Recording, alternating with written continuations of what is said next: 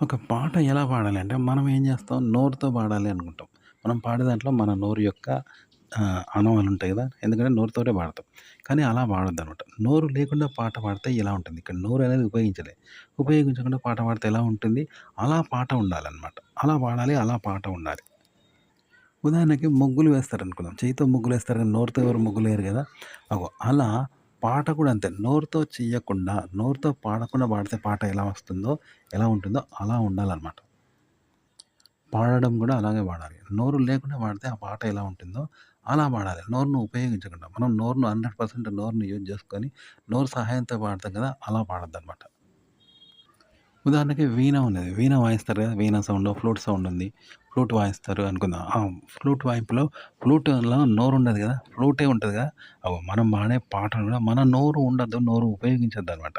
కేవలం పాటే ఉండాలి. అంటే పాటగానే పాడాలి తప్ప నోరు ఆనవాళ్ళు ఎక్కడా ఉండొద్దనమాట. నోరుతో పాడినా నోరు ఉండద్దక్కడ. అది మ్యాజిక్ ఈడ.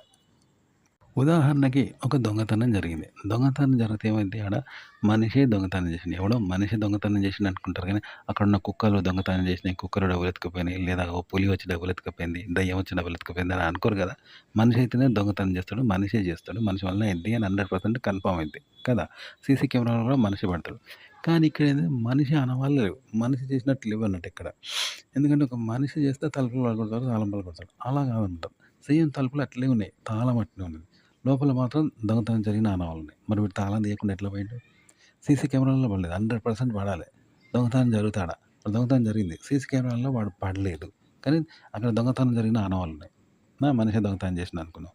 కానీ ఆనవాళ్ళున్నాయి. ఎట్లున్నాయి? ఇదన్నమాట. నోరు యొక్క ఆనవాళ్ళు అనేవి పాటలో ఉండొద్దు. నోరును ఉపయోగించొద్దు. ఉపయోగించకుండా నోరు ఆనవాళ్ళు పాటలో ఉండకుండా మీరు నోరుతో పాడాలి. ఇదన్నమాట. ఉదాహరణకి సినిమా షూటింగ్ ఉంటుంది. సినిమా షూటింగ్ కెమెరాతోనే గదా తీస్తారు. షూటింగ్ కెమెరాతో తీస్తారు. కానీ ఎక్కడైనా సినిమాలో కెమెరా అనేది పడుతుందా? కెమెరాతో ఎలా తీస్తారు? కెమెరా తీసేది కెమెరా అనేది కనిపిస్తుందా? కనిపించదు. సినిమా కెమెరా ఎలా ఉంటుంది? ఎలా తీస్తారు? కెమెరామెన్ ఎవరు? కెమెరా ఏంది అనేది ఎవరికీ కనిపించదు.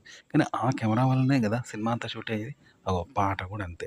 మనం పాట నోరు అనేది కెమెరా లాంటిది. కానీ నోరు యొక్క ఆనవాళ్ళు నోరు, మనము, మన నోరు ఉపయోగించేది ఎక్కడ ఉండకూడదు. కేవలం పాడిన పాట మాత్రమే ఉండాలి. ఆ పాట మాత్రమే పాటగా పాడాలన్నమాట. తప్ప మనం ఉండకూడదు. మన నోరు ఉండకూడదు. గుర్తుపెట్టుకోండి. ఇలా పాడాలి పాట. ఇప్పుడు సినిమా షూటింగ్ అయింది. అయితే అక్కడ ఎంతోమంది కార్మికులుంటారు. సినీ కార్మికులుంటారు.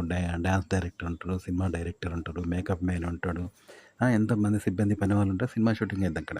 కానీ వాళ్ళందరూ పడతారా? డైరెక్టరు, పనివాళ్ళు, కార్మికులు, డాన్స్ డైరెక్టర్సు, ఫైట్ మాస్టరు వీళ్ళందరూ పడరు కదా! అక్కడ లొకేషన్‌లో. కేవలం సినిమా మాత్రమే మనకు కనిపిస్తుంది. సినిమా మాత్రమే చూపిస్తారు. తప్ప చుట్టూ ఉన్న లొకేషన్ అక్కడున్న ప్రజలు, షూటింగ్ దగ్గర ఉన్నోళ్ళు అవన్నీ పడరు గదా! కార్మికులు, సినీ కార్మికులు ఎవరు పడరు గదా! పాట గూడా అంతే. మనము, మన నోరు అనేది ఉండకూడదు. మనం ఎలా పాడుతున్నాము, మనము అనేది ఎక్కడా ఉండకూడదు. మన ఆలోచన, మన భావాలు, మన అనేది ఎక్కడా ఉండకూడదు. నోరుకు సంబంధించింది, మనకు సంబంధించింది. మరి ఏముండాలి అంటే పాట ఉండాలి. పాట పాటలా ఉండాలి. పాటలో పాటే ఉండాలి. తప్ప మన ఆనవాళ్ళు ఎక్కడ ఉండకూడదు.